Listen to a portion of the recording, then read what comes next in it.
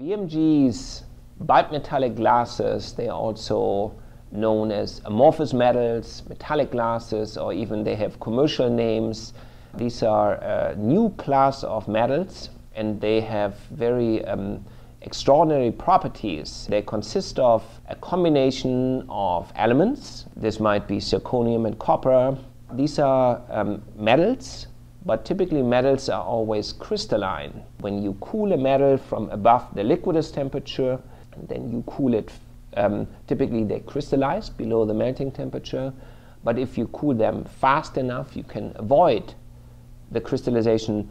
So essentially you freeze in the liquid, and the liquid just becomes slower and slower in its mobility. And at some point on our time scale, if we look at it, it just stays there. That's what we call a glass. And if we make a glass out of a metal, we call it a metallic glass. And if we make a glass out of a combination of elements that let us do this very readily, we call it a bulk metallic glass.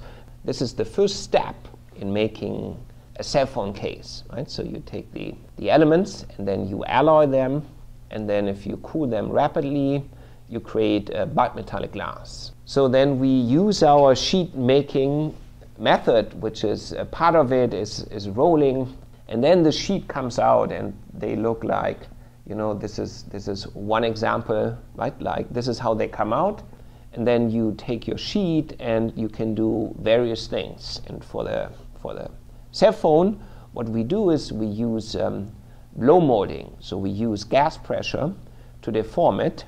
So we use this sheet, put it in a mold cavity, and then heat it again, and this is very critical. And then we deform it with gas pressure into these cavities, right? And this is how the sheet comes out then.